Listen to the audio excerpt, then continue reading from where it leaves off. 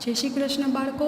धोरण 5 विषय गुजराती। एमां छे आपणे गुजरातीनी स्वाध्याय पोथीमां पाठ त्रीजो मेहनतनो रोटलो एमां छे ए प्रश्न नंबर 5 सुधी पूरुं कर्युं। तो हवे आजे प्रश्न नंबर 6 जोईए। नीचेना वाक्योने वार्ताना जे क्रममां होय ते क्रममां लखो। के नीचे छे तमने 4 वाक्य आपेला छे, ते वार्तामां जे रीते क्रम आवता होय ए रीते तमारे छे अहींया सामे साचा क्रम लखवाना छे। तो वाक्य जोई ले। पेलुं कयुं छे? बेफिकर रहो महाराज, वायदो नहीं चूकूं।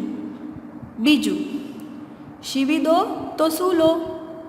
त्रीजું वाक्य, एक मुठ्ठी चणा तो मारी पासे छे। पछी चौथું वाक्य, मारी पासे सीवेला तैयार नहीं महाराज।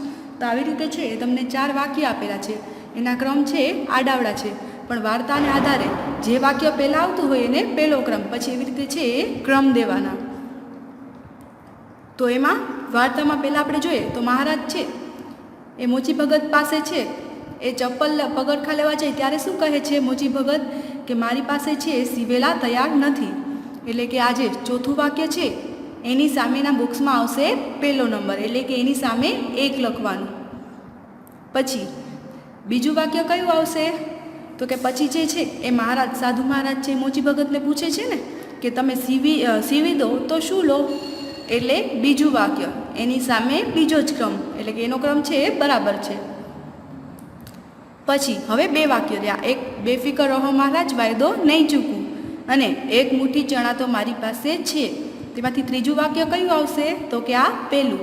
આપણે વાર્તામાં જોયું તો મોચી ભગત છે એ એની દુકાને વારે ફરતા, એટલે કે ઘડીએ ઘડીએ છે એ આ સાધુ મહારાજ છે ચેક કરવા આવતા ને કે કામ થયું કે નહીં, ત્યારે મોચી ભગત એને કહ્યું હતું ને કે તમે બેફિકર રહો, હું વાયદો નહીં ચૂકું। અને પછી છેલ્લે જ્યારે સાધુ મહારાજ છે એ પગરખા લેવા આવે છે ત્યારે એની પાસે ભિક્ષા માગે છે, અને ત્યારે શું કહે છે કે એક મુઠ્ઠી ચણાના પૈસા મળી જાય તો સારું। એટલે પછી છે એ મોચી ભગત એ સાધુને છે એ પૈસા આપે છે। પછી છે એ સાધુ ત્યાંથી ચાલ્યા જાય છે અને પછી બોલતા હોય છે ને કે એક મુઠ્ઠી ચણાના પૈસા તો છે મારી પાસે, એટલે એ વાક્ય આવશે ચોથું।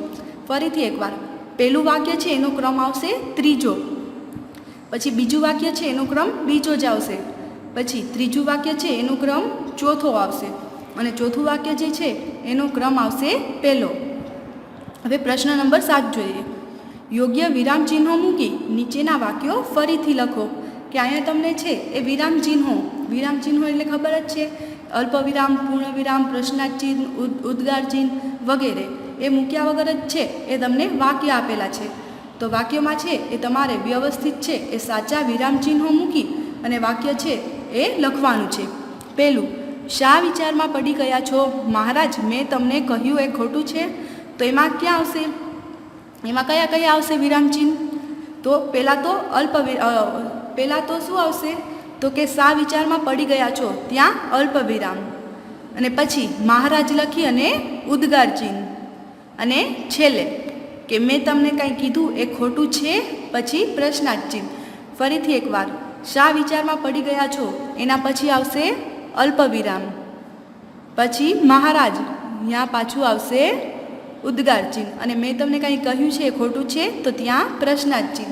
આવી રીતે છે એ તમારે વાક્યમાં 3 વિરામ ચિહ્નો મૂકી અને નીચે છે એ વ્યવસ્થિત ફરીથી વાક્ય લખવાનું છે। એટલે તમારે છે અહીંયા પ્રશ્ન આપેલો છે એમાં ચિહ્નો નથી મૂકવાના, પણ જ્યાં ચિહ્નો આવતા હોય ત્યાં ચિહ્નો વ્યવસ્થિત મૂકી અને નીચે લખવાનું છે। હવે બીજું, સાધુએ તેને 2 રૂપિયા આપ્યા, મોચી પાસે પૈસા છૂટા ન હતા।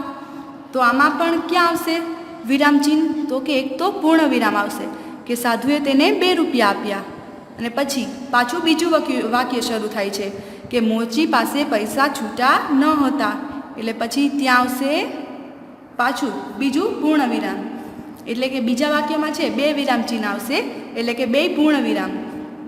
એક સાધુએ તેને 2 રૂપિયા આપ્યા અહીંયા, અને બીજું પૂર્ણ વિરામ મોચી પાસે પૈસા છૂટા ન હતા।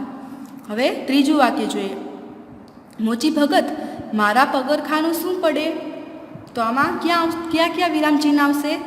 તો કે એક તો મોચી ભગત, પછી ઉદ્ગાર ચિહ્ન, અને પછી મારા પગરખાનું શું પડે ત્યાં પ્રશ્નાર્થ ચિહ્ન.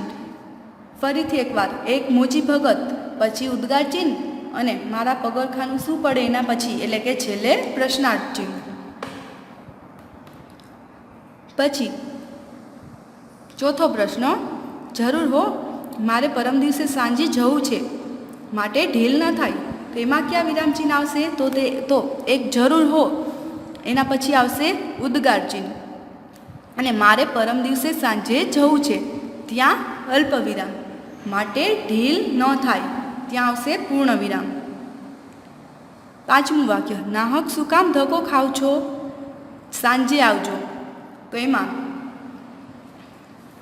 પેલું ક્યાં આવશે? તો કે નાહક શું કામ ધક્કો ખાવ છો, એટલે ધક્કો ખાવ છો ત્યાં છેલ્લે પ્રશ્નાર્થ ચિહ્ન અને પછી સાંજે આવજો જાઓ ત્યાં પૂર્ણ વિરામ. સાંજે આવજો પછી અલ્પ વિરામ અને જાઓ પછી પૂર્ણ વિરામ. આમાં 3 વિરામ ચિહ્ન આવશે.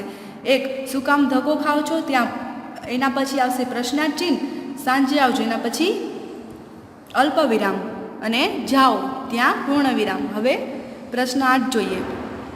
પાઠને આધારે કૌંસમાંથી યોગ્ય શબ્દ પસંદ કરી ખાલી જગ્યા પૂરો. કે પાઠને આધારે અહીંયા તમને જે કૌંસ આપેલો છે એમાંથી યોગ્ય શબ્દ પસંદ કરી અને ખાલી જગ્યા પૂરવાની છે. કઈ ખાલી જગ્યા? તો કે એવા શબ્દ જે છે એ પાઠમાં જે શબ્દ વપરાણા હોય એને જ આધારે.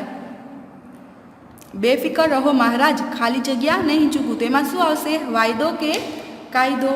વાયદો આવશે ને. મોચી ભગત એમ કહે છે ને કે બેફિકર રહો મહારાજ, હું વાયદો નહીં ચૂકું, એટલે ખાલી જગ્યામાં લખવાનું વાયદો. બીજું, આ જોઈ સાધુ મોચી ઉપર બહુ ખુશ. આ જોઈ સાધુ છે મોચી ઉપર બહુ ખાલી જગ્યા થયા નારાજ કે ખુશ, તો શું આવશે? ખુશ. હું સામેની દુકાનેથી રૂપિયા કે પરચુરણ લઈ આવું છું, તો શું આવશે? તો કે પરચુરણ. મારી પાસે ખાલી જગ્યા બનાવવાનું સાધન છે, તો એની પાસે શું સાધન છે? જોડા કે સોનું બનાવવા માટેનું? તો સાધુ મહારાજ પાસે કેનું સાધન હતું? તો કે સોનું બનાવવા માટેનું. હું ખાલી જગ્યા માંગી પેટનો ખાડો પૂરું છું, તો જે છે સાધુ મહારાજ એ પૈસા કે ભિક્ષા શું આવશે પાઠમાં? તો કે ભિક્ષા હતું ને, એટલે આવશે ભિક્ષા, કે હું ભિક્ષા માંગી પેટનો ખાડો પૂરું છું. પ્રશ્ન નંબર 9, નીચેના શબ્દોના સમાનાર્થી શબ્દ લખો. પહેલું શું આવશે? શ્રમ, એનું સમાનાર્થી શ્રમ એટલે મહેનત. બીજું ઈચ્છા એટલે મનોરથ. ત્રીજું વાયદો, તો એનું સમાનાર્થી શું થાય? તો કે મુદ્દત. કિંમત, તો એનું સમાનાર્થી થશે મૂલ્ય. દુનિયા, તો એનું સમાનાર્થી થશે જગત. ઓજાર, તો એનું સમાનાર્થી થશે સાધન. હાથ, તો એનું સમાનાર્થી થશે હસ્ત.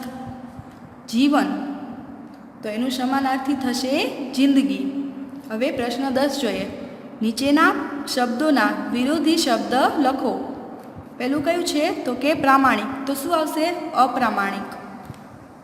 પછી ઈચ્છા, તો અનિચ્છા. સુખ, એનું વિરુદ્ધાર્થી દુઃખ. ખોટું, તો એનું વિરુદ્ધાર્થી સાચું. પ્રશંસા, તો એનું વિરોધી નિંદા. સંતોષ, તો એનું વિરુદ્ધાર્થી શું થશે? તો કે અસંતોષ. હવે આગળ જોઈએ. પ્રશ્ન 11, નીચેના શબ્દોની જોડણી સુધારો. તો પેલું શું છે? પ્રમાણિક. તો પ્રમાણિક કઈ રીતે લખાય? તો કે એ શબ્દ જ નથી, તો કયો શબ્દ રાખવાનો થાય? તો કે પ્રામાણિક. એટલે આમાં રસ્વાઈ દીર્ઘાઈની ભૂલ નહીં, પણ છે એ પ્રમાણિક ના હોય, એની બદલે શું હોય? તો કે પ્રામાણિક. બીજું બિલકુલ, તો એમાં તો બિલકુલ કઈ રીતે લખાય? તો કે આખું છે એ દીર્ઘાવાળું ન આવે, રસવાવાળું. ત્રીજું શું છે? તો કે પરચુરણ. તો પરચુરણ છે તો એમાં ચૂ એ દીર્ઘાવાળું આવે અને અહીંયા રસવાવાળું આપેલું છે, એટલે આપણે દીર્ઘાવાળું કરવાનું. પછી પારસમણી. તો પારસમણી છે તો એ કઈ રીતે લખાય? તો શ છે એ સસલાનો આવે, અહીંયા મીંડાવાળું આપેલો છે. અને બીજી કઈ? તો કે હણ છે એ રસવાઈ આવે, દીર્ઘાઈ નહીં, એટલે પારસમણી. શિખામણ. તો આમાં છે એ શી રસવાઈ આવે, અહીંયા દીર્ઘાઈ આપેલી છે એટલે આપણે રસવાઈ કરીએ અને ફરીથી અહીંયા લખવાનું.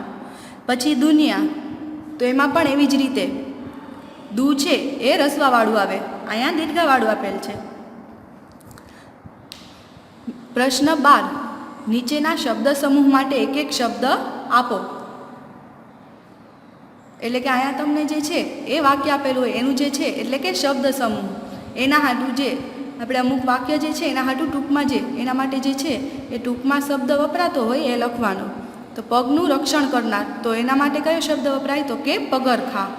પછી સ્પર્શ માત્રથી લોઢાને સોનામાં બદલી નાખનાર, તો એના માટે કયો શબ્દ વપરાય તો કે પારસમણી. ઘેર ઘેર ફરીને ભિક્ષા માંગવી, તો એના માટે કયો શબ્દ વપરાય માધુકરી. પોતાના બાવડાના બળે પોતાનું ભવિષ્ય બનાવનાર, એના માટે કયો શબ્દ વપરાય તો કે આપકર્મી. હવે પ્રશ્ન 13, નીચેના શબ્દોને શબ્દકોશ ક્રમની કકાવારી મુજબ ગોઠવો. તો કયા કયા શબ્દ આપેલા છે તો કે મોચી, પૈસા, મહારાજ, ખુશ, પરચુરણ અને ઈચ્છા. તો આને છે તમારે શબ્દકોશ એટલે કે કકાવારી મુજબ છે ગોઠવવાના છે. તો પહેલાં કયું આવશે તો કે ઈચ્છા, પછી બીજો કયો આવશે તો કે ખુશ, ત્રીજું પરચુરણ, ચોથું પૈસા, પાંચમું મહારાજ ને છઠ્ઠું મોચી. તો આજ માટે છે એ આટલું છે એ તમારે તમારી સ્વાધ્યાય પોથીમાં પૂરું કરવાનું છે. બીજું છે આપણે પછીના વિડીયોમાં જોશું.